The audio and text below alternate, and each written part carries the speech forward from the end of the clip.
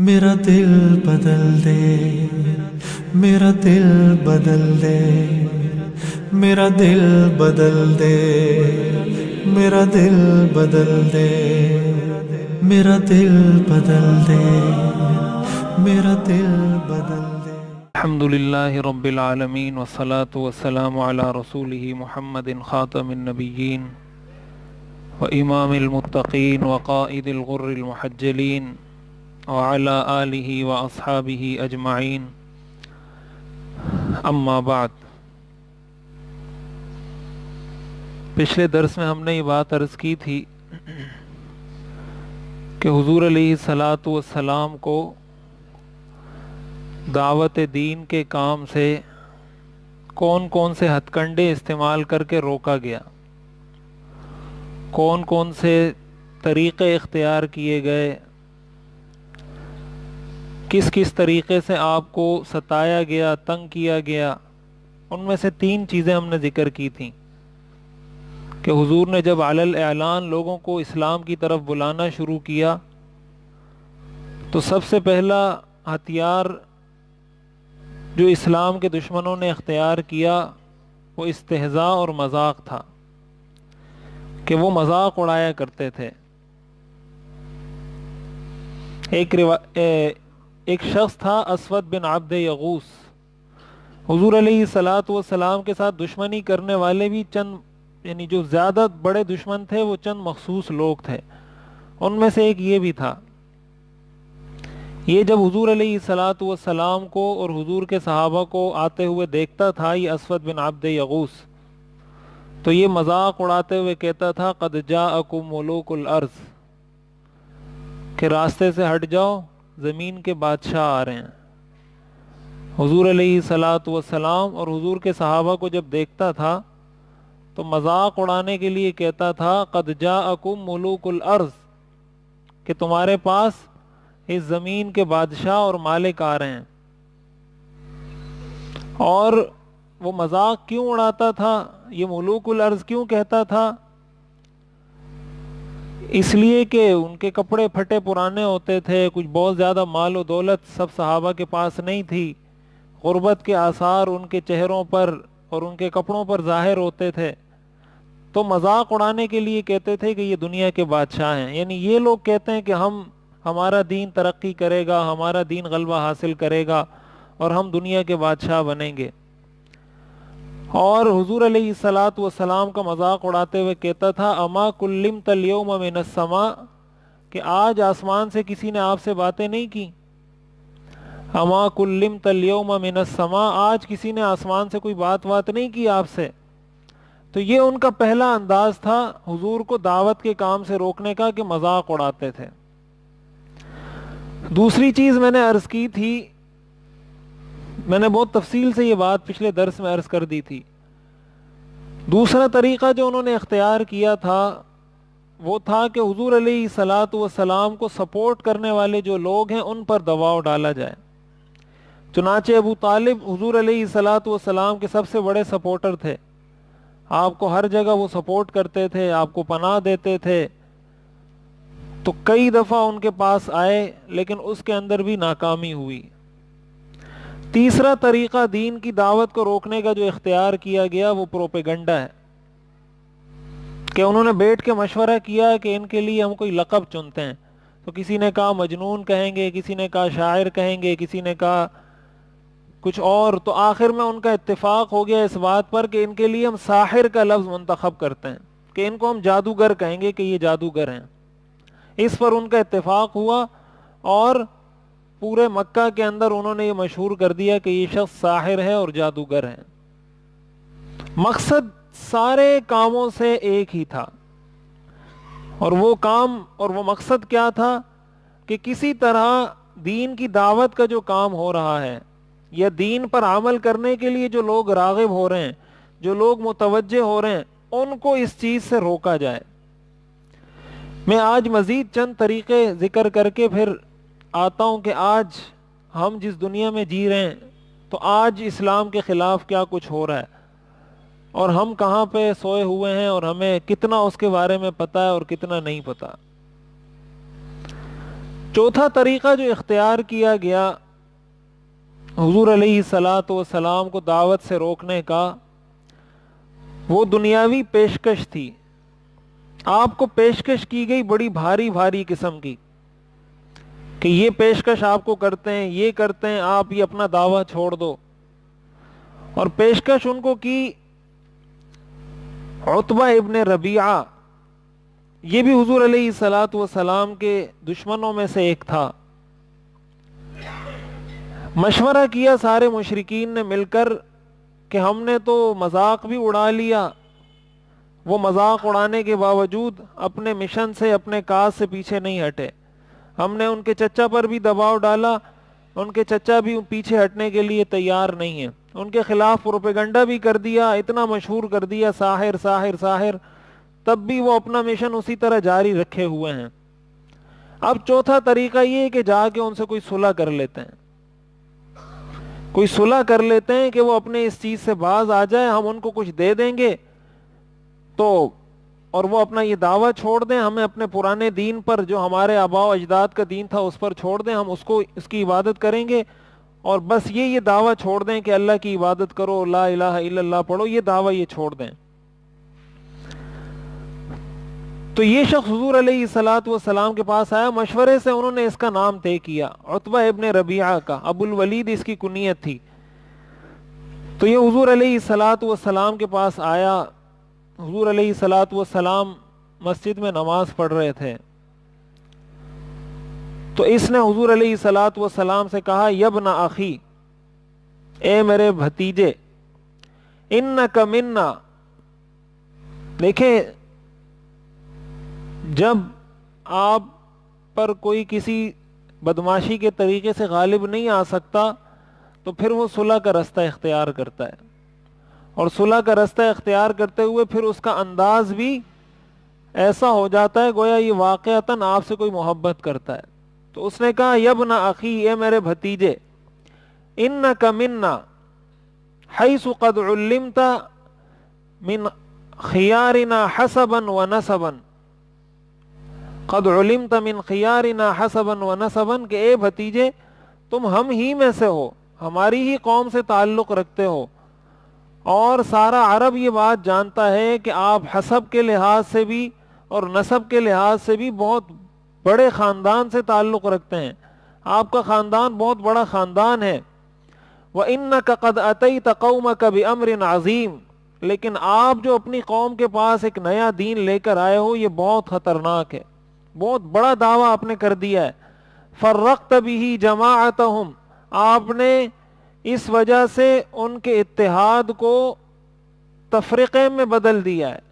آپ کے آنے سے پہلے یہ سارے متحد تھے، ایک دین پر تھے، آپ کے آنے کی وجہ سے ان میں اختلافات پیدا ہو گئے کہ چچا مسلمان ہے بھتیجا مشرک ہے، بھتیجا مسلمان ہے چچا مشرک ہے، بیٹا مسلمان ہے باپ مشرک ہے، باپ مسلمان ہے بیٹا مشرک ہے۔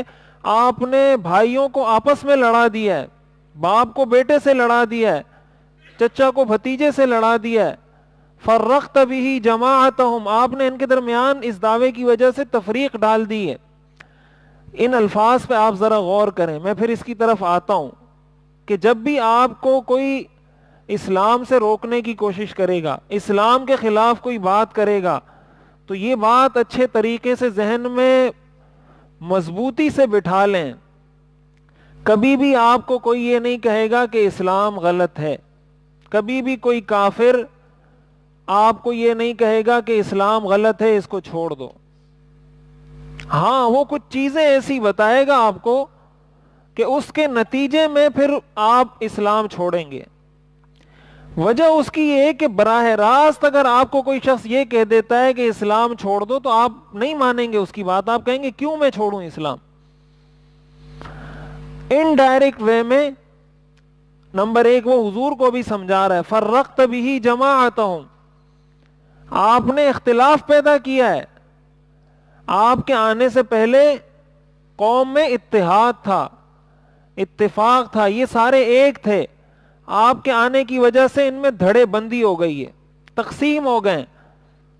اب یہ نعرہ کتنا خوشنما ہے، یہ جو بات ہے یہ دکھنے میں بڑی خوشنما ہے، آپ اگر اس کو آج کی جدید زبان میں اس کو بولیں تو اس کو آپ یہی کہیں گے کہ انہوں نے انتشار پیدا کیا ہے، انہوں نے فساد پیدا کیا ہے، انہوں نے اختلاف پیدا کیا ہے، ان کے آنے کی وجہ سے اختلافات پیدا ہوئے ہیں۔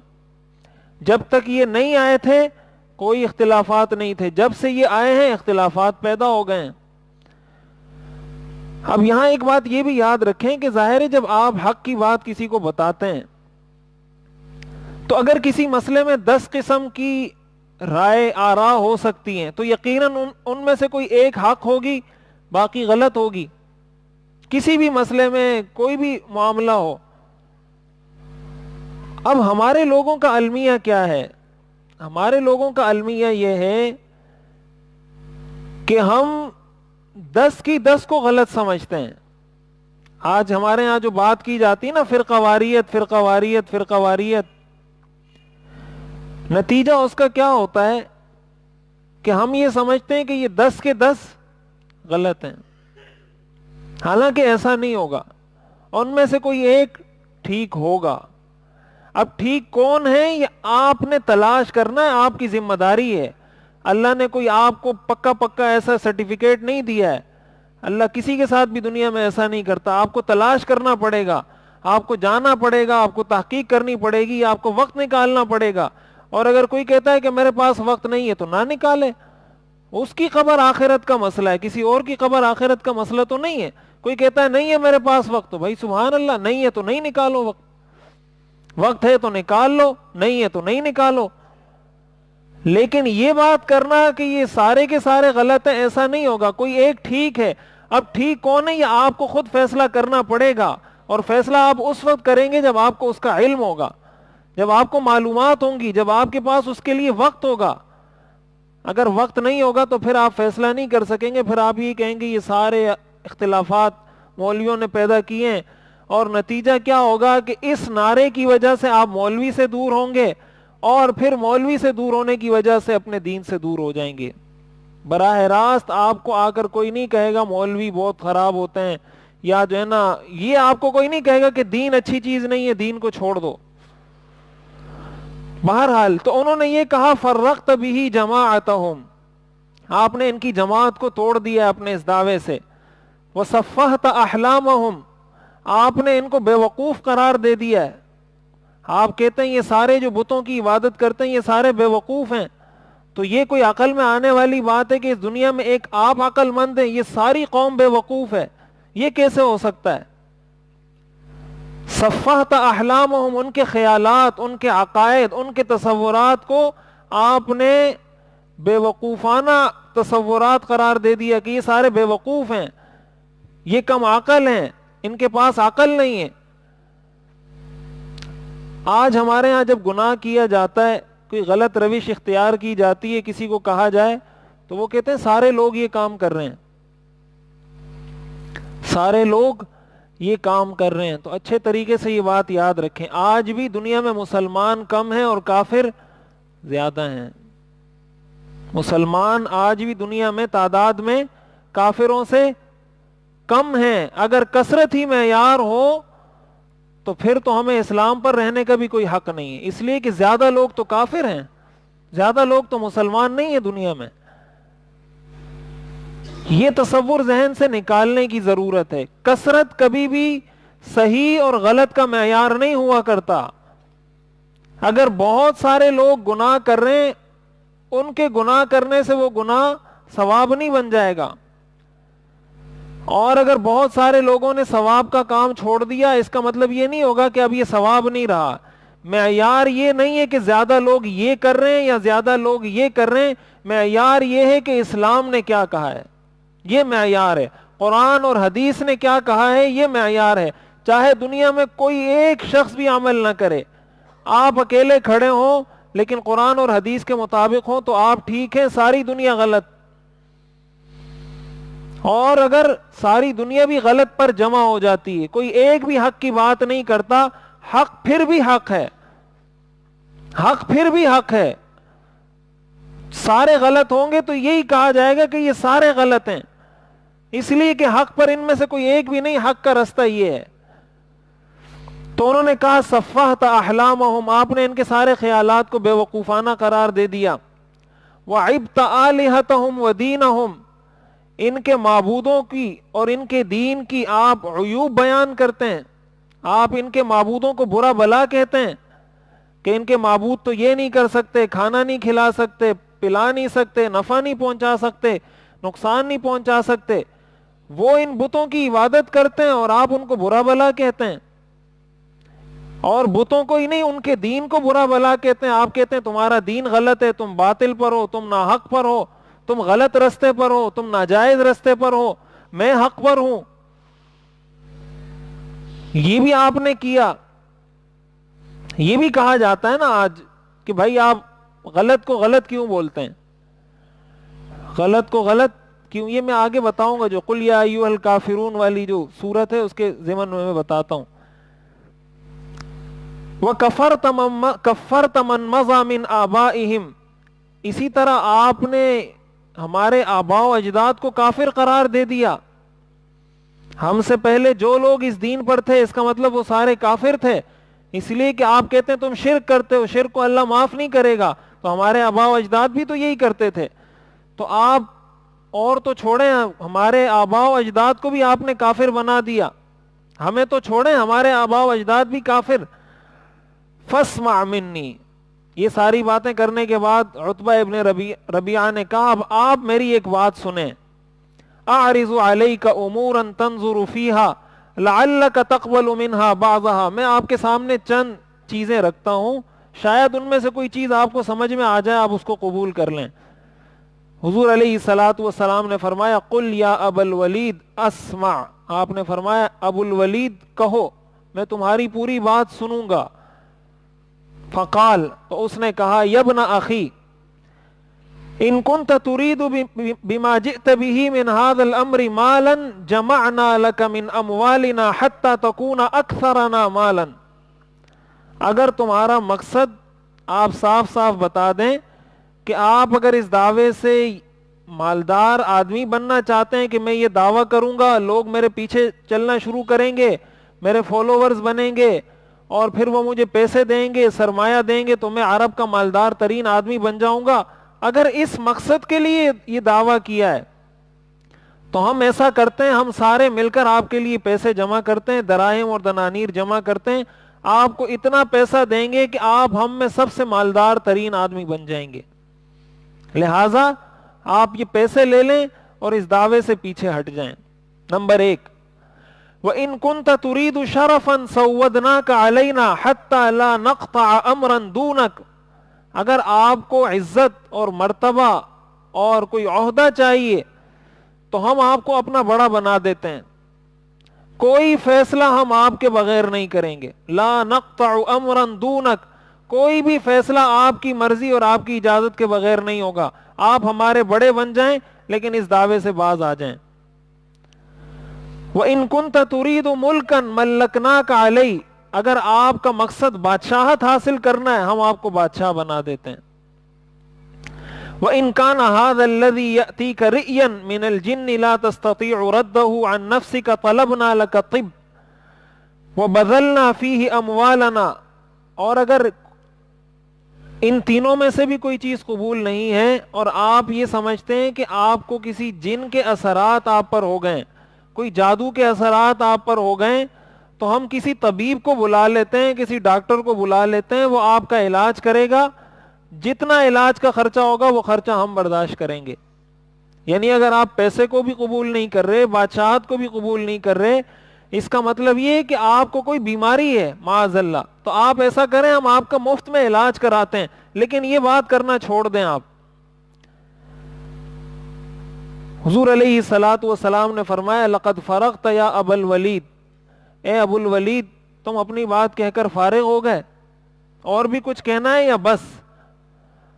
قال نعم، ابو الولید نے کہا ہاں میں فارغ ہو گیا. قال فاسمع منی، حضور نے فرمایا اب میری بات سنو. حضور علیہ الصلوۃ والسلام نے سورہ حامیم سجدہ کی جو آیات ہیں، حامیم تنزیل من الرحمن الرحیم کتاب فصلت آیاتہ قرآنا عربیا لقوم یعلمون بشيرا ونذيرا فأعرض أكثرهم فهم لا يسمعون وقالوا قلوبنا في أكنة مما تدعونا إليه وفي آذاننا وقر ومن بيننا وبينك حجاب فاعمل إننا عاملون قل إنما أنا بشر مثلكم يوحى إلي أنما إلهكم إله واحد فاستقيموا إليه واستغفروه وويل للمشركين الذين لا يؤتون الزكاة وهم بالآخرة هم كافرون إلا الذين آمنوا وعملوا الصالحات لهم أجر غير ممنون قل أئنكم لتكفرون بالذي خلق الأرض في يومين وتجعلون له أندادا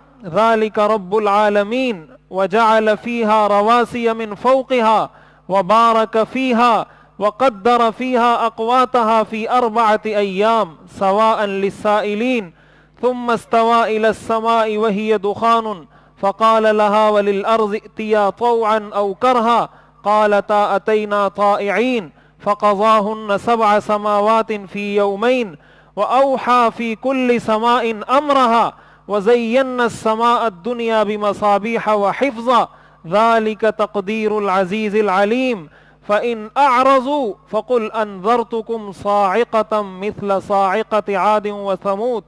حضور علیہ الصلوۃ والسلام نے یہ آیات کی تلاوت شروع کی تو یہ عتبہ ابن ربیعہ روایات میں آتا ہے کہ یہ اپنے دونوں ہاتھ اس طرح پیچھے رکھ کے ٹیک لگا کے بیٹھا ہوا تھا. حضور علیہ الصلوۃ والسلام نے جیسے ہی یہاں تک پہنچے انذرتکم صاعقۃ مثل صاعقۃ عاد وثمود تو یہ فوراً ایک دم چھلانگ مار کر گیا, حضور علیہ الصلوۃ والسلام کے منہ پر ہاتھ رکھا کہ بس آگے نہیں پڑھنا. قرآن کی تاثیر تو ایسی تاثیر ہے کہ عرب جھوم جاتے تھے جب قرآن سنتے تھے. فوراً حضور کے منہ پر ہاتھ رکھا, کہا بس اور نہیں پڑھنا, میں آپ سے کوئی مطالبہ نہیں کرتا, میں یہاں سے جا رہا ہوں لیکن اور مزید قرآن میرے سامنے نہیں پڑھنا.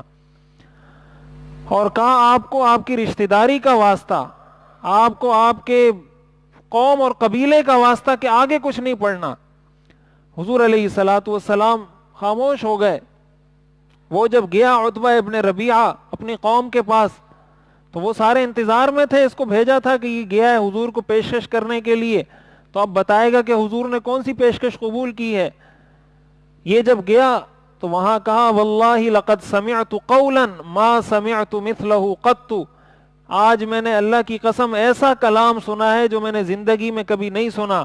واللہ ما ہوا بالشعر ولا بالکہانہ ولا بالسحر, میں اللہ کی قسم کھا کر کہتا ہوں نہ تو یہ شعر ہے, نہ یہ کہانت ہے, نہ یہ جادو ہے. یا معشر قریش اطیعونی, اے قریش کی جماعت تم میری بات کو مان لو. خلوا بین الرجل وبین ما هو فیہ, یہ آدمی جو کام کر رہا ہے اس کو کرنے دو, اس کو تنگ نہیں کرو.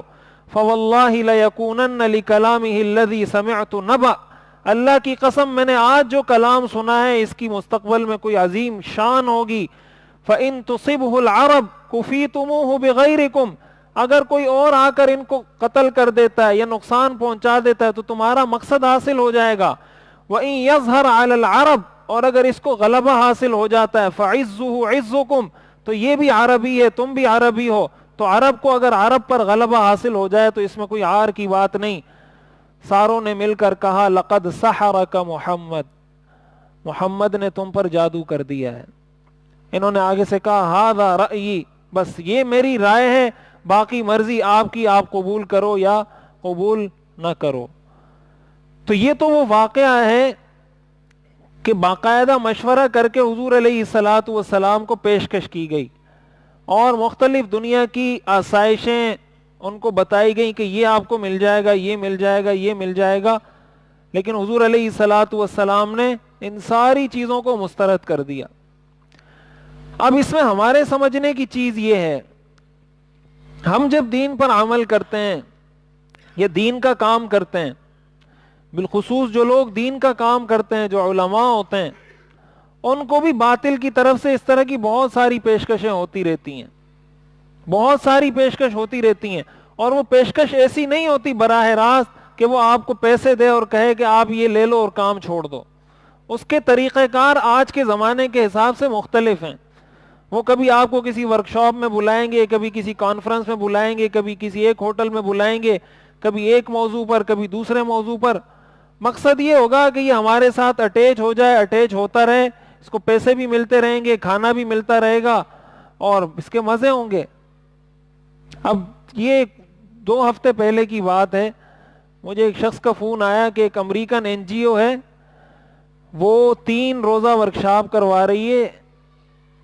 یہ جو 5 اسٹار ہوٹل ہے ہمارا, پتہ نہیں کیا نام بتایا تھا میں بھول گیا, موون پک میں, یہاں پہ 3 روزہ ورکشاپ کروا رہے ہیں اور اس کا موضوع ہے تعلیم اور جمہوریت. تو انہوں نے کہا ہے کہ علماء دیوبند میں سے ہم چاہتے ہیں کہ یہ اس میں شریک ہو, اور وہاں باقاعدہ 3 دن آپ کو سٹے بھی کریں گے ہوٹل میں, اور 3 دن کا آپ کو وظیفہ بھی ملے گا اور آپ کو سرٹیفکیٹ بھی ملے گا وغیرہ وغیرہ وغیرہ وغیرہ. تو میں نے ان کو یہ جواب دیا, میں نے کہا یہ دیوبندیوں میں آپ کو میں سب سے بے غیرت نظر آ رہا ہوں جو مجھے آپ نے فون کیا ہے, اور کوئی نظر نہیں آیا آپ کو؟ تو کہا آپ تو مولوی صاحب عجیب بات کر رہے ہیں, یہ تو اتنی بڑی ورکشاپ ہو رہی ہے, اتنی بڑی کانفرنس. میں نے کہا اپنے پاس رکھو بھائی کانفرنس. امریکی NGO ہے, وہ ورکشاپ کروا رہی ہے, وہ علماء کو سکھائے گی تعلیم کیا ہوتی ہے, جمہوریت کیا ہوتی ہے. پھر میں آ کے ممبر پہ لوگوں کے سامنے بیان کروں گا جو امریکہ نے مجھے سکھایا, وہ بات یہاں میں آ کے کروں گا. تو خاک میں لوگوں کو دین کی بات بتاؤں گا. یہ میں ابھی 1.5-2 ہفتے پہلے کی بات بتا رہا ہوں, یہ 18 جنوری کو ابھی بھی شاید وہ ورکشاپ چل رہی ہوگی. تو کہنے کا مقصد یہ ہے کہ اب ظاہر ہے وہ مجھے یہ تھوڑی کہے گا کہ مولوی صاحب آپ جمعہ پڑھانا چھوڑ دو, یا آپ جو ہے نا مسجد میں کام کرنا چھوڑ دو. اور ظاہر ہے کس آدمی کا دل نہیں کرتا ہے کہ جائے 5 اسٹار ہوٹل میں 3 دن رہے, وہاں پہ کھانا کھائے, پھر پیسے بھی ملیں, پھر آپ کو سرٹیفکیٹ بھی ملے. کس آدمی کا جی نہیں چاہتا ہے؟ لیکن دین کا کام کرنے والے جو لوگ ہوتے ہیں, جو صحیح کام کر رہے ہوں, تو پھر ان کو ان ساری چیزوں پہ نظر رکھنی پڑتی ہے. بعض لوگ پھر کہتے ہیں کہ یار یہ مولوی شدت پسند ہیں, ان کو جو ہے نا بات سمجھ میں نہیں آتی, یہ نہیں ہوتا وہ نہیں ہوتا. اب آپ مجھے بتائیں نا, یہ تو کامن سینس کی بات ہے کہ امریکہ کیوں کسی مولوی کو ٹریننگ دے گا؟ اس میں کوئی کوئی راکٹ سائنس ہے یہ کہ کسی کو سمجھانا پڑے کہ بھائی امریکہ مجھے کیوں تربیت دے رہا ہے؟ یہ تو ہر جاہل اور ہر عالم سمجھتا ہے, بچہ بڑا سمجھتا ہے کہ آپ کا دشمن آپ کو کیوں پڑھائے گا. آخر اس کا کوئی مقصد ہوگا, آپ کی ذہن سازی کرنا مقصد ہوگی. آج ایک میں بلائے گا, کل دوسری میں بلائے گا, پرسوں تیسری میں بلائے گا. آہستہ آہستہ چسکا پڑ جائے گا, نشہ پڑ جائے گا پیسوں کا اور ہوٹلوں کا اور کھانوں کا اور ٹورز کا, اس ملک جاؤ اس ملک جاؤ, یہ نشہ پڑ جائے گا. آہستہ آہستہ کام چھوڑ دو گے. تو یہ جو طریقے اس وقت اختیار کیے گئے, وہی طریقے آج بھی اختیار کیے جا رہے ہیں. تو اس لیے جب ہم دین پر عمل کرتے ہیں یا دین کی طرف آتے ہیں, تو ہمیں اپنی آنکھیں کھلی رکھنی چاہیے کہ کہیں ہم اس طرح کی چیزوں سے متاثر نہ ہوں, ورنہ پھر دین کا کام انسان نہیں کر سکتا. 5ویں چیز جو انہوں نے اختیار کی مشرکین مکہ نے دین کے کام کو روکنے کے لیے, اس کو آج کی دنیا میں کہا جاتا ہے مفاہمت, کمپرومائز. وہ آئے, یہ طریقہ بھی ناکام ہو گیا, اب ایک اور مشورہ ہوا کہ اب کیا کریں. تو مشورے میں یہ بات طے ہوئی کہ بھائی ہم ان سے یہ کہتے ہیں کہ آپ ہمارے ساتھ کمپرومائز کر لیں, 1 سال ہم آپ کے اللہ کی عبادت کریں گے اور 1 سال آپ ہمارے معبودوں کی عبادت کرنا. تو جھگڑا ختم کرتے ہیں, 1 سال آپ بتوں کی عبادت کریں اور 1 سال ہم آپ کے خدا کی عبادت کریں گے. تو معاملہ برابر سرابر ہو جائے گا, آپ کی بات بھی مان لیں گے, جسے کہتے ہیں نا درمیان کی راہ نکالنا, درمیان کا رستہ نکالنا. تو درمیان کا کوئی رستہ نکال لیتے ہیں, نہ آپ اڑی کرو اپنی بات پہ, نہ ہم کرتے ہیں, کچھ آپ نیچے آ جاؤ کچھ ہم آ جاتے ہیں. جب یہ انہوں نے کہا, اللہ تعالیٰ نے قرآن کریم کی یہ سورت نازل فرمائی, قل یا ایھا الکافرون لا اعبد ما تعبدون ولا انتم عابدون ما اعبد ولا انا عابد ما عبدتم ولا انتم عابدون ما اعبد لکم دینکم ولی دین. اللہ نے فرمایا قل, ان کو کہہ دیجئے, یا ایھا الکافرون, اے کافرو, لا اعبد ما تعبدون, جس کی تم عبادت کرتے ہو میں اس کی عبادت نہیں کر سکتا, ولا انتم عابدون ما اعبد, نہیں تم اس کی عبادت کرتے ہو جس کی میں عبادت کرتا ہوں. یعنی جب 1 سال بتوں کو پوچھتے ہو, 1 سال اللہ کو پوچھتے ہو, یہ ایسا ہی ہے گویا آپ اللہ کو پوچھتے ہی نہیں, آپ اللہ کی عبادت کرتے ہی نہیں, اس لیے کہ اسلام اس کی اجازت ہی نہیں دیتا. کہ آپ ایک دن اللہ کی عبادت کریں، ایک دن بت کی عبادت کریں. پھر آپ نے مقرر کہا وَلَا أَنَا عَابِدٌ مَّا عَبَدتُّمْ، میں کبھی بھی عبادت نہیں کروں گا ان بتوں کی جن کی تم کرتے ہو. وَلَا أَنْتُمْ عَابِدُونَ مَا أَعْبُدُ، نہیں تم اس اللہ کی عبادت کر رہے ہو جس کی میں عبادت کرتا ہوں. لَكُمْ دِينُكُمْ وَلِيَ دِينِ، تمہیں تمہارا دین مبارک ہو، مجھے میرا دین مبارک ہو. یہ سورۃ الکافرون نازل ہی اس موقع پر ہوئی کہ انہوں نے کہا مفاہمت کر لیں، کچھ چیزوں سے دستبردار ہو جائیں. یہ نہیں کہیں کہ تمہارے بت ٹھیک نہیں ہیں، یہ نفع نہیں پہنچاتے، یہ ایسے ہیں، یہ ویسے ہیں، تمہارے آباء و اجداد کافر تھے، مشرک تھے. یہ باتیں چھوڑ دیں. حضور نے صاف صاف بتا دیا لکم دینکم. آج تک وہ صورت موجود ہے، ہم قرآن میں پڑھتے ہیں، لیکن ہمارا مسئلہ یہ ہے کہ ہم قرآن کو سمجھتے نہیں ہیں. قرآن کو سمجھنے کے لیے وقت نہیں ہے ہمارے پاس، تاکہ ہمیں پتہ چلے کہ ہمارا دین کیا ہے کیا نہیں. اب اس سے بھی ایک بات سمجھ میں آتی ہے، ہمارے ہاں آج ایک اصطلاح استعمال کی جاتی ہے مکالمہ بین المذاہب کی. مکالمہ بین المذاہب، بین المذاہب ہم آہنگی، کہ مذاہب والوں کو آپس میں بات چیت کرنی چاہیے. اور بات چیت کا مقصد کیا ہے کہ کچھ عیسائی اپنی باتوں کو چھوڑ دیں، کچھ مسلمان اپنی باتوں کو چھوڑ دیں، بیچ کی کوئی ایسی راہ نکالیں کہ ساری دنیا کا کوئی ایک مذہب بن جائے، نہ کوئی اختلاف ہو، نہ کوئی لڑائی ہو. تو یہ کوششیں کی جا رہی ہیں. اور آج جو این جی اوز ہیں بے تحاشا پیسہ خرچ کر رہی ہیں اس بات پر. جہاں ان کی کوئی ورکشاپ ہوگی، آپ کو یہ 5-6 موضوعات کے علاوہ کوئی موضوع نہیں ملے گا. اقلیتوں کے حقوق، مکالمہ بین المذاہب، تعلیم، جمہوریت، 5-6 موضوعات ہیں ان کے لگے بندے. اقلیتوں کے حقوق پر بات کرنے کا مقصد بھی بنیادی طور پر مسلمان کو اپنے مذہب سے دور کرنا ہوتا ہے. ورنہ ہر مسلمان کو پتا ہے کہ اقلیتوں کے کیا حقوق ہیں. اگر اقلیتوں کے حقوق آپ نے جاننا ہے، آپ قرآن کی طرف آئیں، آپ حدیث کی طرف آئیں. امریکہ ہمیں سکھائے گا کہ اقلیتوں کے کیا حقوق ہوتے ہیں.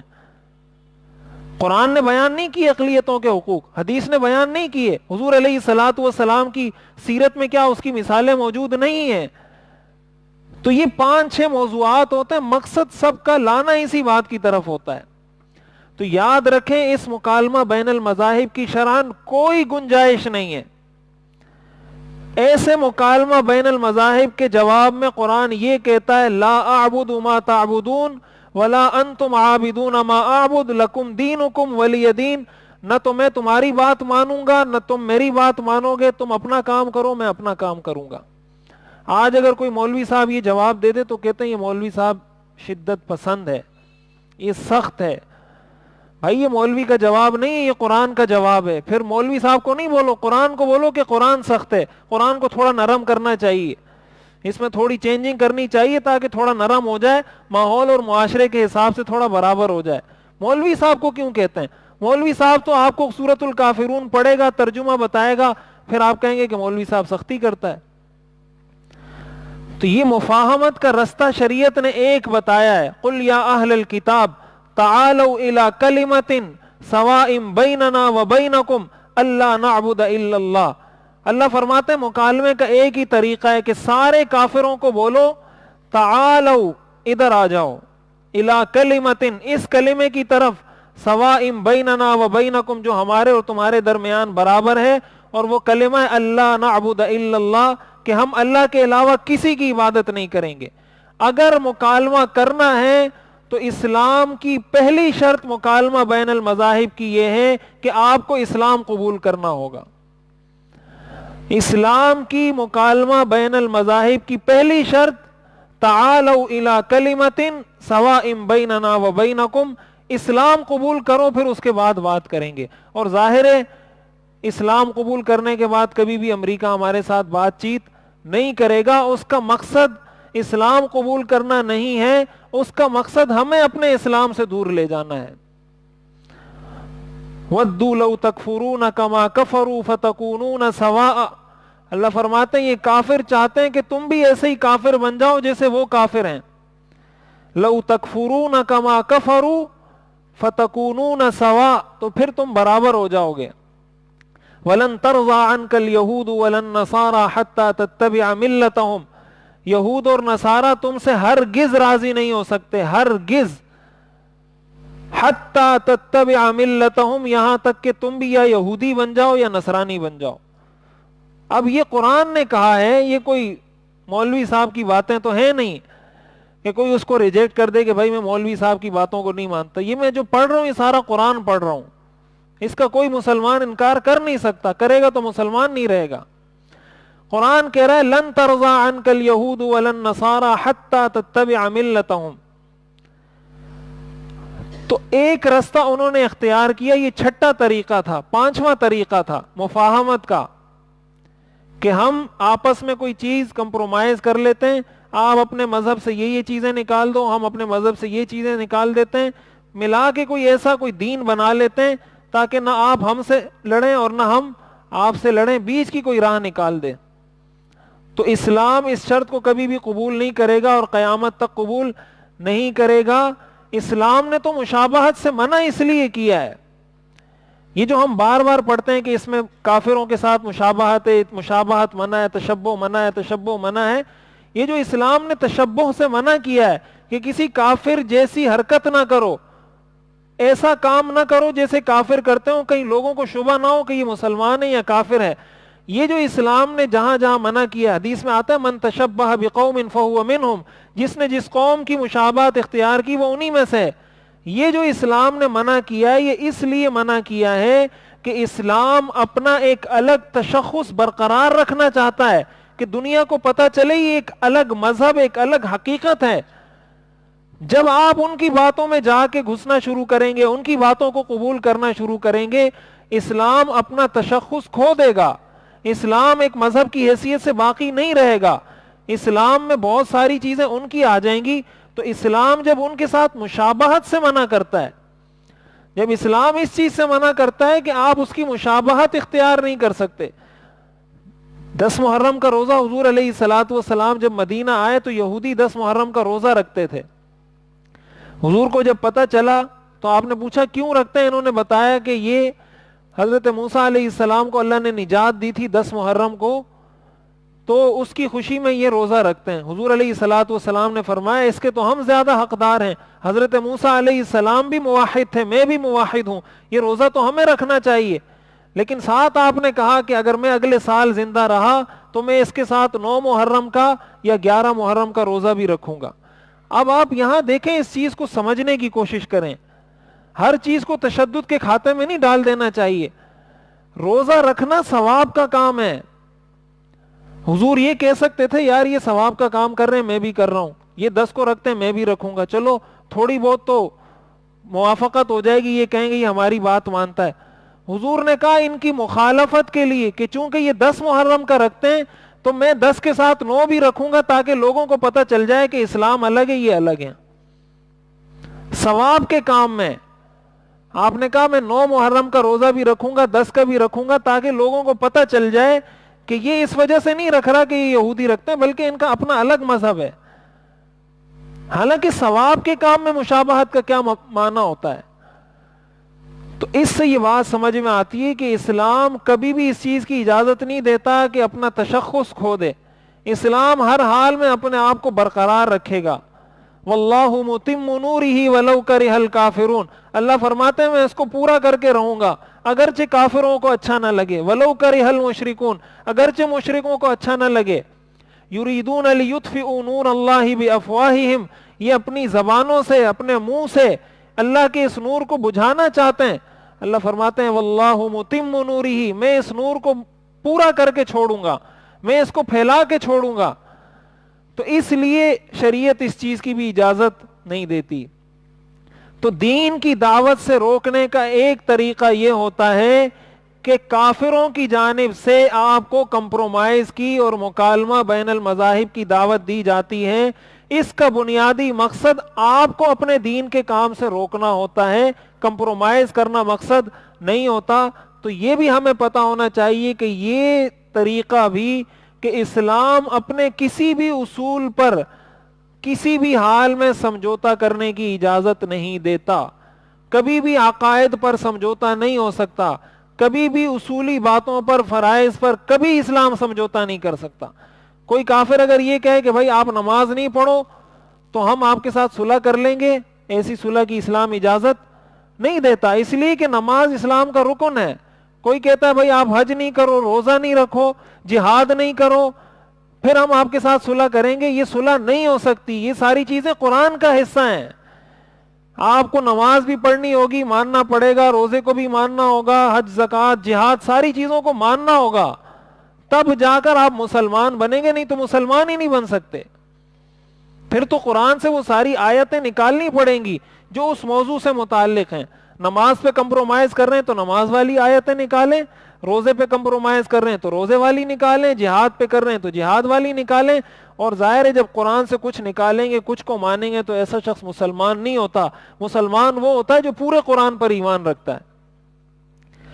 یہ پانچواں طریقہ تھا. چھٹا طریقہ جو انہوں نے اختیار کیا حضور علیہ الصلوۃ والسلام کو دین سے روکنے کا، اس کو میں بیان کروں گا تفصیل سے جب یہ واقعہ آئے گا.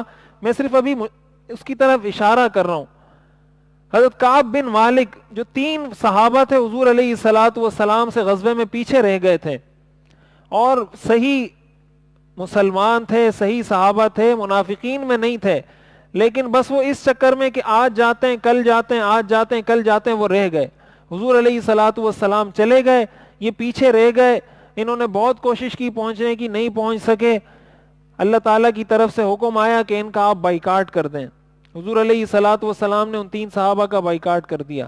قرآن میں جو آتا ہے نا وَعَلَى الثَّلَاثَةِ الَّذِينَ خُلِّفُوا حَتَّى إِذَا ضَاقَتْ عَلَيْهِمُ الْأَرْضُ بِمَا رَحُبَتْ وَضَاقَتْ عَلَيْهِمْ أَنفُسُهُمْ وَظَنُّوا أَن لَّا مَلْجَأَ مِنَ اللَّهِ إِلَّا إِلَيْهِ ثُمَّ تَابَ عَلَيْهِمْ. حضور علیہ الصلوۃ والسلام نے 50 دن تک، اس سے بھی زیادہ بائیکاٹ کر کے رکھا. نہ ان کے سلام کا کوئی جواب دیتا تھا، نہ ان سے کوئی لین دین کرتا تھا. اللہ کی طرف سے حکم تھا. بہرحال صحیح سچے مسلمان تھے، توبہ کی، اللہ تعالیٰ نے توبہ قبول کر لی اور اللہ تعالیٰ نے آیات نازل فرما دی کہ میں نے ان 3 صحابہ کی توبہ قبول کر لی ہے. جس وقت حضور علیہ الصلوۃ والسلام کا ان کے ساتھ بائیکاٹ چل رہا تھا تو غسان کے بادشاہ نے باقاعدہ ایک خط بھیجا حضرت کعب بن مالک رضی اللہ تعالی عنہ کے نام، اور اس خط میں لکھا تھا کہ آپ تو قبیلہ عرب کے بہت بڑے آدمی ہیں، یہ بہت مالدار بھی تھے، بہت مالدار آدمی ہیں، آپ جیسے آدمی کو ذلیل نہیں کیا جاتا، لہٰذا میں آپ کو دعوت دیتا ہوں کہ آپ ان کو چھوڑ کر میرے لشکر میں شامل ہو جائیں. حضرت کعب بن مالک رضی اللہ تعالیٰ عنہ نے جب یہ خط پڑھا تو رونے لگے اور کہنے لگے کہ اس حد تک لوگ پہنچ چکے ہیں کہ اب لوگ مجھے کفر کی دعوت دینے لگے ہیں. یعنی اس حد تک لوگوں کو یہ بات سمجھ میں آ گئی ہے کہ اب حضور علیہ الصلوۃ والسلام کبھی ان کی توبہ کو قبول نہیں کریں گے اور کبھی دوبارہ اپنی طرف نہیں بلائیں گے، کہ لوگ اب مجھے باقاعدہ دوبارہ دعوت دینے لگے کہ میں دوبارہ کافر ہو جاؤں. اور پھر گئے اس خط کو پھاڑا اور جا کے آگ میں اس کو جلا دیا. اب یہ ایک طریقہ ہوتا ہے کافروں کی جانب سے مسلمانوں میں پھوٹ ڈالنے کا، کہ جب آپ کا کسی سے کوئی اختلاف ہوتا ہے، دیکھیں ایک ہوتا ہے علمی اختلاف، آپ کا کسی سے کوئی مسئلے میں اختلاف ہے، آپ اس کے سامنے اپنے دلائل پیش کرتے ہیں، وہ آپ کے سامنے اپنے دلائل پیش کرتا ہے، جس کو جو بات حق لگتی ہے وہ اس بات کو قبول کر لیتا ہے. ایک ہوتا ہے کہ مسلمان ہوتے ہوئے آپ بھی مسلمان ہیں، آپ سے اختلاف رکھنے والا بھی مسلمان ہے. اب اگر ان اختلاف رکھنے والوں کو وہاں سے کوئی امریکہ پیشکش کرے، انڈیا پیشکش کرے، کوئی دشمن پیشکش کرے کہ آپ کے آپس میں اختلافات ہیں، ایسا کریں آپ ہمارے ساتھ مل جائیں، ہم آپ کو سپورٹ کریں گے، آپ اس کے خلاف بات کریں. اب اس سے یہ بات انسان کو خود پتہ چل جانی چاہیے کہ اب جو میرے ساتھ یہ کوشش کی جا رہی ہے یہ کوئی دین کی خدمت کے لیے، کافر دین کی خدمت کے لیے آپ کو پیسے نہیں دے گا، دین کی خدمت کے لیے آپ کو سپورٹ نہیں کرے گا. اس نے جو آپ کو سپورٹ کرنا شروع کیا ہے تو پہلے مرحلے میں ہی سمجھ جانا چاہیے کہ اس دال میں کچھ کالا کالا ہے. یہ جو مجھے سپورٹ کر رہا ہے، حضرت معاویہ رضی اللہ تعالی عنہ اور حضرت علی رضی اللہ تعالی عنہ کا آپس میں جب اختلاف ہوا تو ان کو روم کے بادشاہ نے خط لکھا حضرت معاویہ کو کہ حضرت علی کے ساتھ آپ کی اتنی شدید جنگ ہے تو آپ ایسا کریں، آپ میرے ساتھ مل جائیں اور میں حضرت علی کو قتل کروا کے ان کا سر لا کر آپ کی خدمت میں پیش کر دوں گا. حضرت معاویہ سے کہا. حضرت معاویہ رضی اللہ تعالیٰ عنہ نے جواب میں خط لکھا اور جواب میں یہ کہا، ایک کتے، یہ ان کے الفاظ تھے حضرت معاویہ کے، اور فرمایا اگر تو اپنی اس بات سے باز نہ آیا میں تیرے پاس لڑنے کے لیے اتنا بڑا لشکر بھیجوں گا جس کا ایک سرا تیرے پاس ہوگا دوسرا سرا میرے پاس ہوگا، اور وہ لشکر تیرا سر قلم کر کے لائے گا اور تیرے اس بدبودار سر کو میں حضرت علی کی خدمت میں پیش کروں گا. تجھے یہ جرت کیسے ہوئی کہ ہمارا آپس میں اختلاف ہے تو اس میں دخل اندازی کر کے ہمیں اور لڑوانا چاہتا ہے؟ یہ ہوتی ہے بصیرت، یہ ہوتی ہے سمجھ، یہ ہوتی ہے فراست. اتقوا فراست المؤمن فإنه ينظر بنور اللہ. حضور نے فرمایا مومن کی بصیرت اور فراست سے ڈرو، اس لیے کہ وہ اللہ کے نور سے دیکھتا ہے. مومن کو وہ چیز نظر آ رہی ہوتی جو عام لوگوں کو اپنی آنکھوں سے نظر نہیں آتی. وہ ان آنکھوں سے دیکھنے کی چیز نہیں ہوتی، وہ دل سے دیکھنے کی چیز ہوتی ہے. تو اس کی فراست کو قبول کرنا چاہیے کہ یہ جو بات کر رہا ہے کسی وجہ سے کر رہا ہوگا. ایک آدمی کو کسی کام میں دنیا کا مفاد مل رہا ہے، دوسرے کام میں اس کی دنیا کا نقصان ہو رہا ہے، وہ اس کے باوجود اس طریقے کو اختیار کر رہا ہے، اس کو چھوڑ رہا ہے، تو آخر کسی وجہ سے کر رہا ہوگا نا. اس کے سامنے کوئی چیز ہوگی، کوئی ہدف ہوگا، کوئی مقصد ہوگا، جبھی تو اس چیز کو وہ قبول کر رہا ہے. یہ تھا، اس کو کہا جاتا ہے مداہنت. یہ جب یہ واقعہ آئے گا میں انشاءاللہ اس کو بہت تفصیل سے بیان بھی کر دوں گا. یہ 6 طریقے ہوئے. پہلا طریقہ تھا استہزاء کا، مذاق اڑایا حضور علیہ الصلوۃ والسلام کا، آپ باز نہیں ہے. دوسرا طریقہ اختیار کیا، ابو طالب پر دباؤ ڈالا کہ آپ ان کی سپورٹ سے باز آ جائیں، وہ طریقہ بھی کام نہیں آیا، ناکام ہو گئے. تیسرا طریقہ اختیار کیا کہ ان کے خلاف پروپیگنڈا کرتے ہیں، شاعر بولتے ہیں، ساحر بولتے ہیں، مجنون، سارا پروپیگنڈا کیا، وہ طریقہ بھی کام نہیں آیا. چوتھا طریقہ اختیار کیا کہ بادشاہ بنا دیں گے، پیسہ دے دیں گے، دنیا کی فراوانی کر دیں گے، ہماری بات مان لو، یہ طریقہ بھی کام نہیں آیا. پانچواں طریقہ اختیار کیا تو کہا ہمارے ساتھ کمپرومائز کر لو، کچھ آپ ہماری بات مان لو، کچھ ہم آپ کی بات مان لیں گے، یہ طریقہ بھی کام نہیں آیا. چھٹا طریقہ، میں یہ کہتا ہوں کہ اگر تھوڑا آپ تصور کریں، میں سیرت یہ پڑھاتا ہوں، یہ مدرسے میں بھی سیرت، تو میں طلبہ سے یہ کہتا ہوں کہ یہ 6 مثال کے طور پر یہ 6 طریقے، اب اگر وہ میڈیا کا دور ہوتا اور آپ اندازہ لگائیں کہ وہ حضور علیہ الصلوۃ والسلام کے خلاف، مثال کے طور پر ایک تصور کریں، لوگوں کا ذہن بنانا چاہتے ہیں، تو وہ کیا کچھ حضور کے بارے میں کہتے کہ بھائی یہ تو نہ بات چیت پر راضی ہو رہے ہیں. آج کی دنیا تو بڑی ماڈرن ہو گئی ہے نا، اسلام کی باتوں پر بھی ہم تبصرے تجزیے شروع کر دیتے ہیں. تو یہی بات کی جاتی نا میڈیا پر کہ بھائی ہم نے ان کو دعوت دی، مکالمے کی، یہ تو بات ہی نہیں سنتے ہماری. ہم نے ان کو کہا ہماری بات مانو، یہ آگے سے کہہ رہے ہیں قل یا ایھا الکافرون لا اعبد ما، تم سارے کافر ہو، یہ تو بات ہی نہیں سنتے ہماری. تو اب آپ بتاؤ کہ ہم ٹھیک ہیں یا یہ ٹھیک ہیں؟ تو ہمارے آج کے جو کمزور مسلمان ہوتے وہ کہتے نہیں، بات تو ان کی ٹھیک ہے، کچھ تو آپ کو نیچے آنا چاہیے، بات تو وہ ٹھیک کر رہے ہیں، آپ تو بالکل بات ہی نہیں مانتے. یہ جو اسی لیے ہمارے علماء کہتے ہیں، بعض لوگ کہتے ہیں نا کاش میں حضور کے زمانے میں ہوتا. تو ہم اگر حضور کے زمانے میں ہوتے تو نہ جانے کس درجے کے منافق اور کس درجے کے کافر ہوتے، معاذ اللہ. ہمارا جو ایمان ہے آج ایسا ہے یا نہیں؟ آپ تھوڑا تصور کریں کہ وہ یہ کہیں بھائی ہم ان کو یہ پیشکش کر رہے ہیں، کمپرومائز کرنے کی کوشش کر رہے ہیں، ان کو جو ہے نا پیسوں کی پیشکش کر رہے ہیں. کیا کچھ ہم نے نہیں کیا. کسی بھی یہ اپنی بات سے ہٹنا ہی نہیں چاہتے. تو جب اپنی بات سے ہٹیں گے نہیں تو بات تو نہیں ہوگی. بات تو اسی وقت ہوگی جب آپ تھوڑا بہت لچک دکھائیں گے. ان میں تو لچک ہی نہیں ہے بالکل. تو پھر سارے مسلمان کہتے ہیں کہ نہیں یار یہ بات تو جو کافر بات کر رہے ہیں یہ ٹھیک بات کر رہے ہیں. تو اس لیے بھائی یہ جو دین پر عمل کرنا ہے نا، جب دین پر عمل کرنا ہے تو دین پر دین کے طریقے سے عمل کرنا ہے، جس طریقے سے دین نے بتایا ہے، اپنی مرضی سے نہیں کہ جو سمجھ میں آ رہا ہے اس کو لے لیا، جو سمجھ میں نہیں آ رہا اس کو مولوی کے کھاتے میں ڈال دیا. مولوی کو گالی لوگ ویسے نہیں دیتے، یہ بات اچھے طریقے سے یاد رکھیں. مولوی کا کوئی مفاد آپ سے وابستہ نہیں ہے. مولوی کا آپ سے ایک مفاد وابستہ ہے کہ آپ کا دین محفوظ رہے، بس. اور کوئی مفاد مولوی کا آپ سے وابستہ نہیں ہے. یہ بات سمجھ میں ہمارے لوگوں کو نہیں آتی. مولوی تقریریں کر کر کر کر کر کے یا مر جاتے ہیں یا شہید ہو جاتے ہیں, لوگوں کو بات سمجھ میں نہیں آتی کہ پتہ نہیں یہ کیوں یہ مولوی یہ بات کرتے ہیں, کیوں یہ بات کرتے ہیں. یہ جو ہمارا دین محفوظ ہے نا آج تک, یہ ان مولویوں کی وجہ سے محفوظ ہے بھائی, جو قرآن کو پکڑ کر ساری دنیا کے کیا اپنے اور کیا پرائے, کیا اپنوں کے پروپیگنڈے اور کیا پرایوں کے پروپیگنڈے اور کیا تان و تشنیع اور کیا الزامات اور کیا کچھ, لیکن مولوی ہے جو لگا ہوا ہے کام کر رہا ہے, یہ بھی باتیں سنا رہا ہے, وہ بھی سنا رہا ہے, یہ بھی سنا رہا ہے, یہ بھی لکھ رہا ہے, وہ بھی لکھ رہا ہے, یہ بھی پروپیگنڈا کر رہا ہے, وہ بھی کر رہا ہے. مولوی صاحب ہے لگا ہوا ہے اپنے کام میں.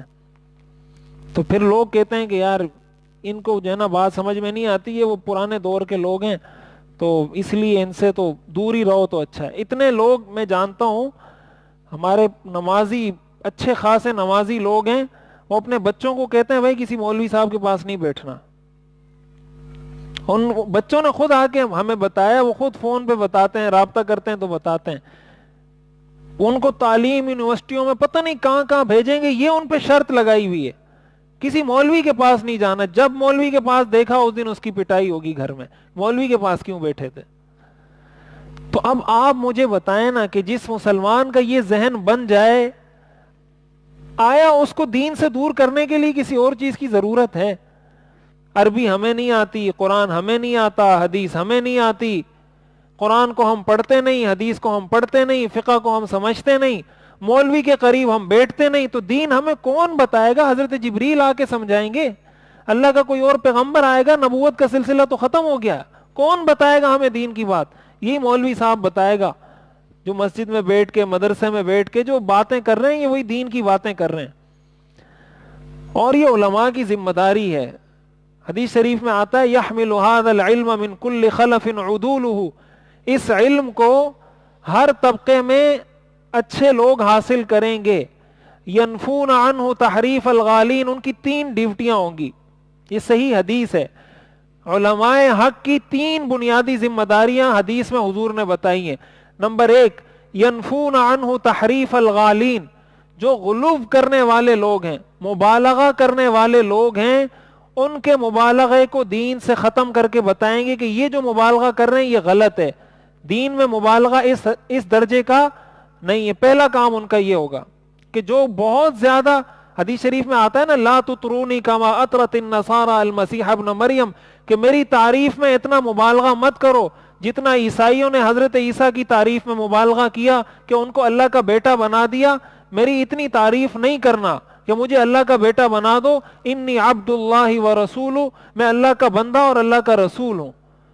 اب علماء کا ایک کام یہ ہوتا ہے کہ جو غلو کرے اس کو بتایا بھائی تم بہت زیادہ غلو کر رہے ہو, اس کی اجازت شریعت نہیں دیتی. اب جب علماء رد کریں گے, علماء جب غلو پر رد کریں گے کہ یہ طریقہ غلط ہے, تو لوگ کہیں گے یہ مولوی آپس میں لڑتے رہتے ہیں.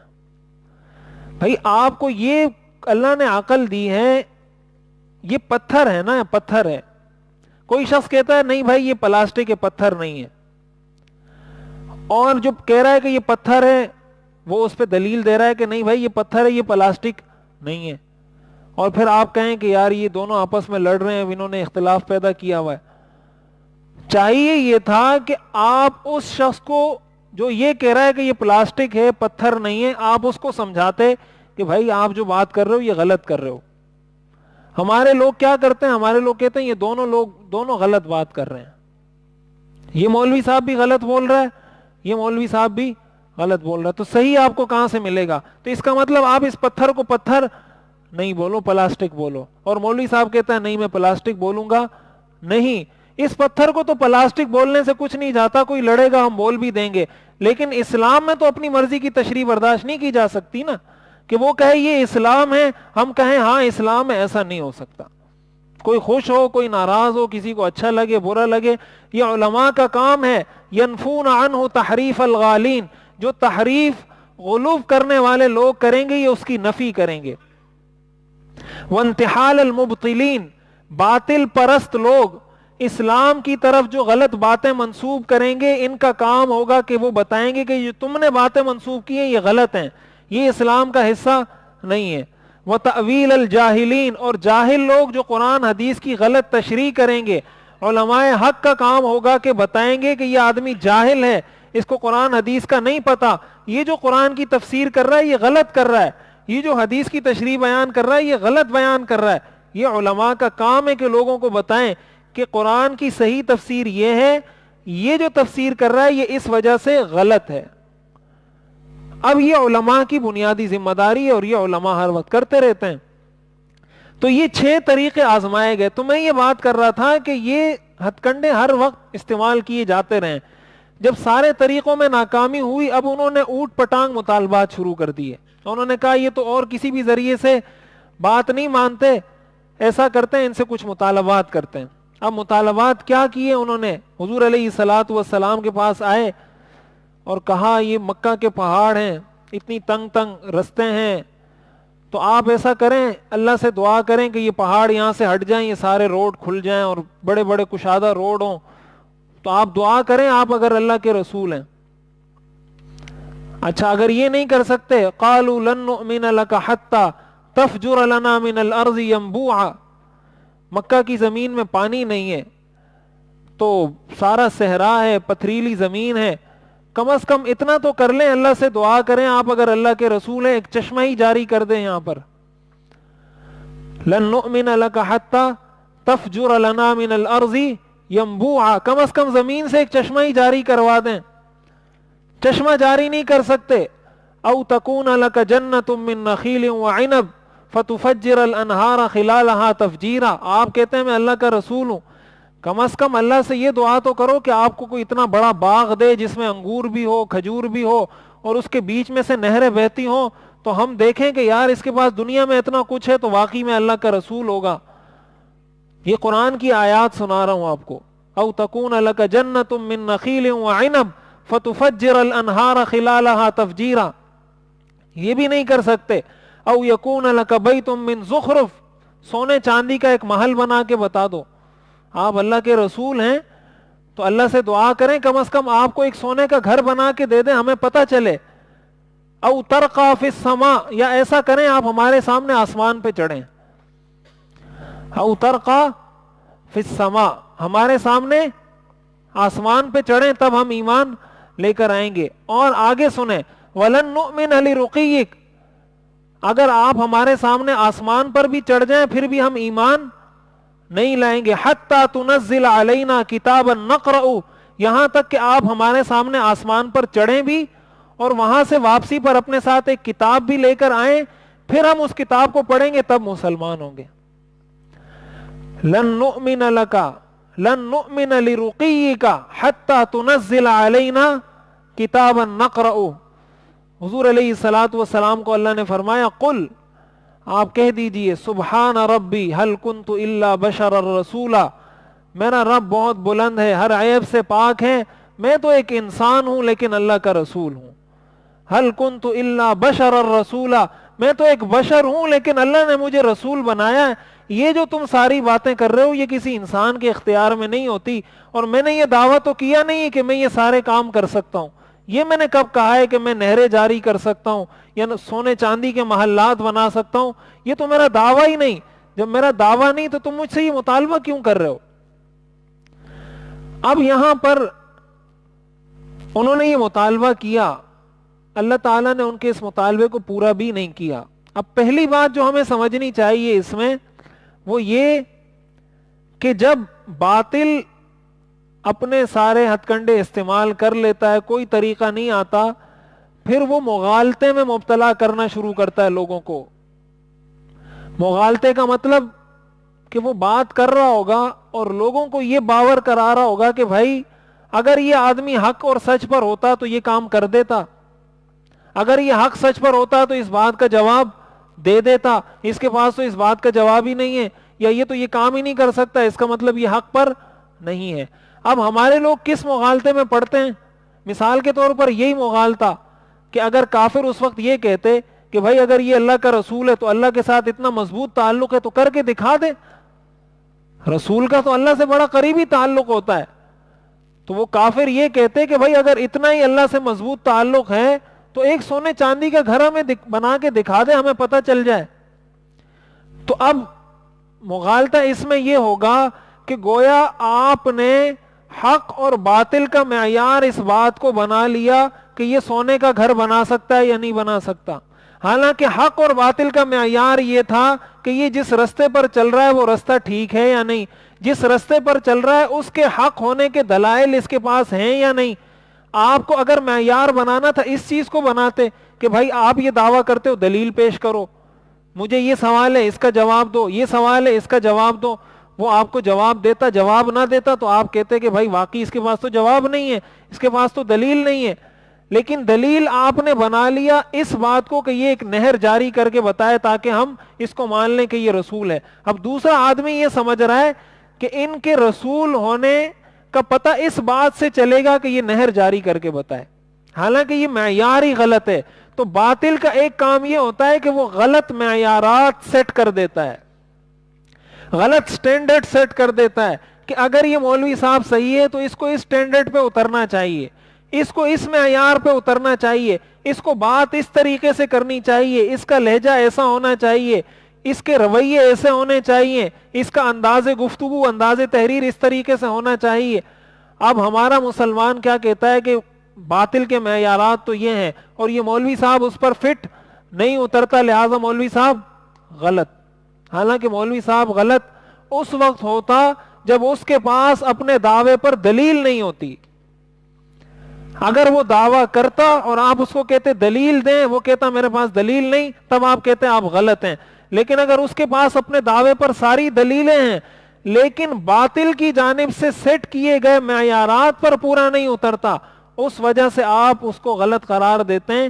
یہ باطل کی طرف سے مغالطہ ہوتا ہے, یہ ان کی طرف سے غلط فہمی ذہنوں میں ڈالی جاتی ہے اور وہ یہ باور کرانا چاہ رہے ہوتے ہیں انڈائریکٹ وے میں کہ یہ مولوی صاحب صحیح راستے پر نہیں ہے, غلط راستے پر ہے. یہ طریقہ انہوں نے اختیار کیا, اللہ تعالیٰ نے اس کو پورا بھی نہیں کیا. اب سوال یہ پیدا ہوتا ہے کہ اللہ نے پورا کیوں نہیں کیا؟ اللہ کو تو اس بات پہ قدرت تھی, اللہ اس بات کو پورا کر دیتا. تو یہ بات بھی یہاں سمجھنی چاہیے کہ یہ دنیا جو ہے نا یہ امتحان کی جگہ ہے. اللہ اگر سب کچھ کھول کھول کر بتا دے تو پھر کافر کون رہے گا دنیا میں؟ پھر تو کوئی بھی کافر نہیں رہے گا, پھر امتحان کس بات کا؟ اللہ تعالیٰ فرماتے ہیں وَلَوْ شَاءَ رَبُّكَ لَآمَنَ مَنْ فِي الْأَرْضِ كُلُّهُمْ, اگر تیرا رب چاہے تو یہ سارے کے سارے مسلمان ہو جائیں. ایک معجزہ اللہ دکھائے گا سارے مسلمان ہو جائیں گے. اللہ تو ایسا کرنا نہیں چاہتا. اللہ تو یہ فرماتا ہے میں نے دلائل دے دیے, انبیاء کو بھیج دیا ہے, قرآن کو نازل کر دیا ہے, آپ ان سے رہنمائی حاصل کریں اور ان پر ایمان لائیں. ایمان بالغیب, الذین یؤمنون بالغیب, مسلمان کا ایمان بالغیب ہوتا ہے جب آپ کو سارے معجزے نظر آ جائیں. اس وقت جو آپ ایمان لاتے ہیں وہ تو ہر کافر لے آئے گا, وہ تو سخت سے سخت ضدی کافر ہوگا, وہ بھی دیکھ کر ایمان لے آئے گا, اس کے پاس کوئی رستہ نہیں ہوگا. اللہ تعالیٰ کبھی بھی انسان کو مجبور نہیں کرتا ایمان لانے پر.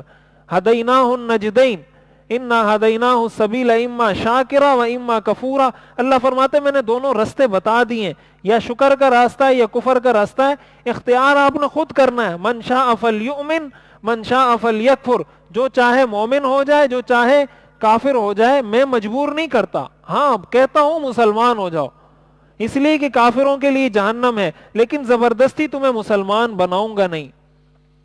اس لیے اللہ نے یہ معجزات دکھائے بھی نہیں. اور دوسری بڑی اس کی اہم وجہ یہ ہے کہ اللہ تعالیٰ کی سنت یہ رہی ہے کہ جب بھی کسی کافر قوم نے اپنے نبی سے کسی معجزے کا مطالبہ کیا ہے اور وہ معجزہ اللہ نے نازل کیا ہے اور پھر بھی وہ قوم مسلمان نہیں ہوئی, اللہ نے اس قوم پر عمومی عذاب نازل کر کے پوری قوم کو تباہ کیا ہے.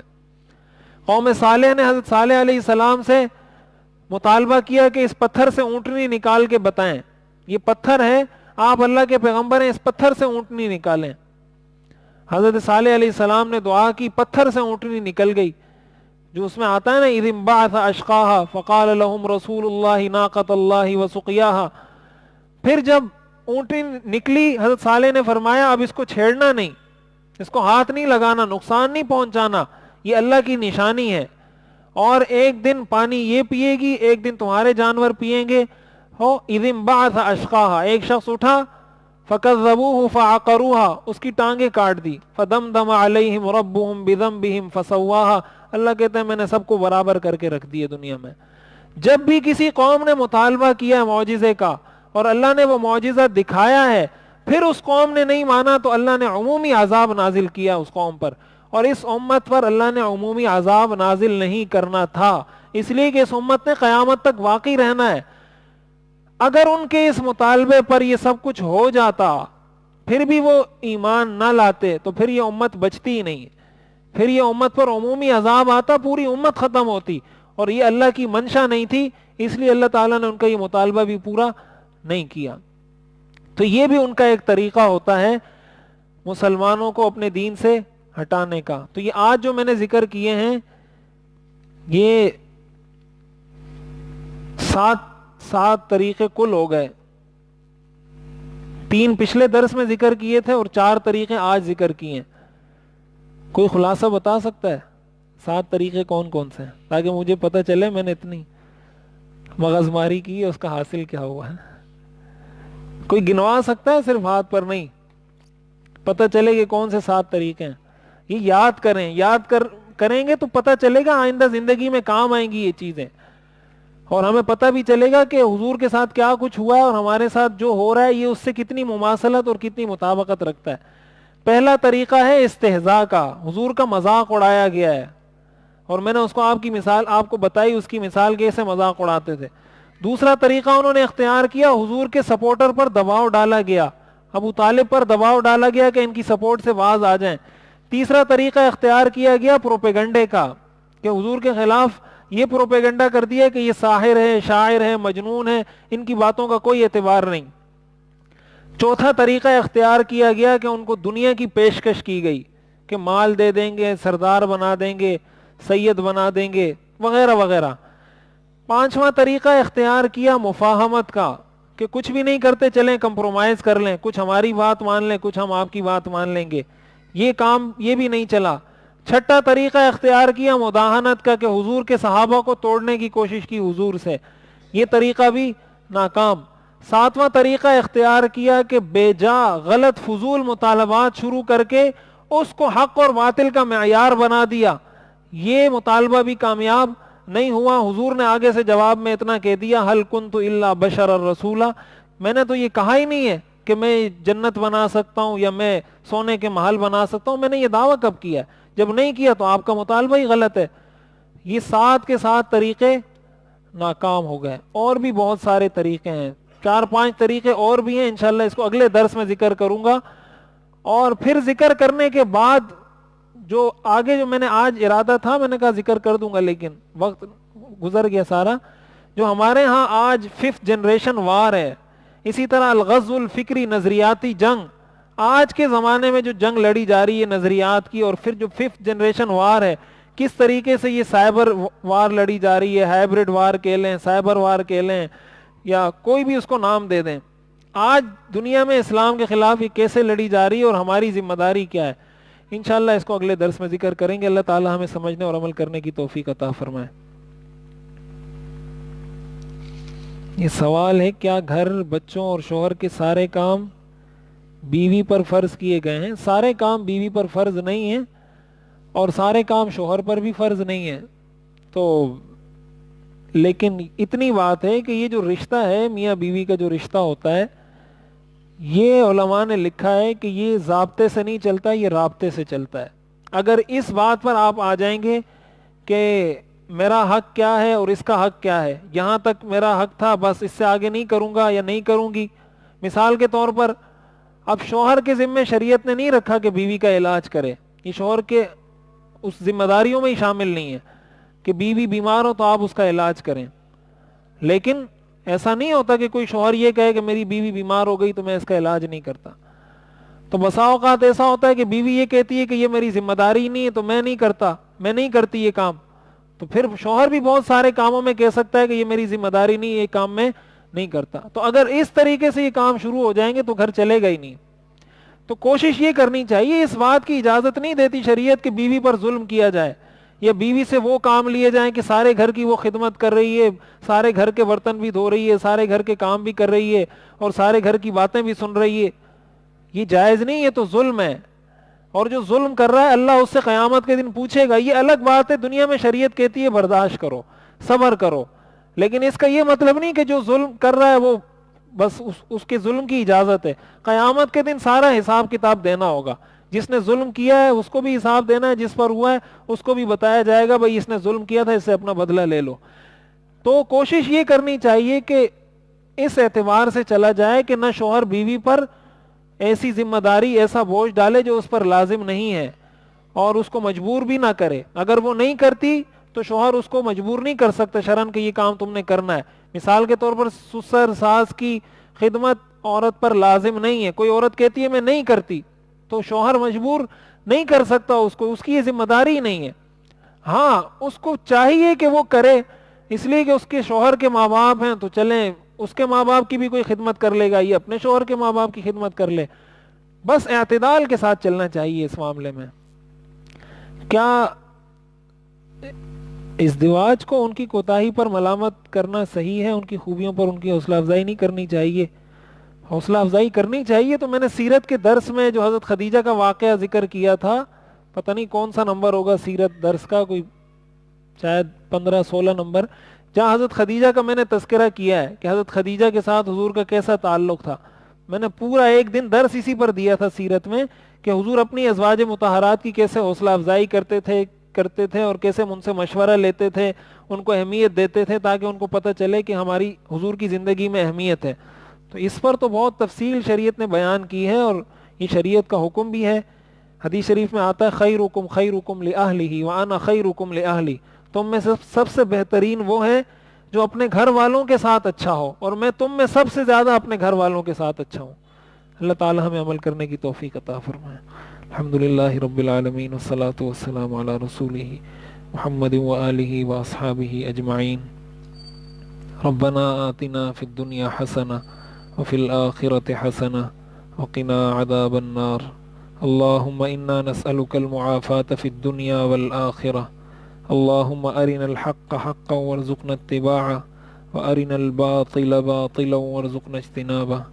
وصلی اللہ تعالی علی خیر خلقہ محمد وآلہ واصحابہ اجمعین. آمین برحمتک یا رب. میرا دل بدل دے، میرا دل بدل دے، میرا دل بدل دے، میرا دل بدل دے.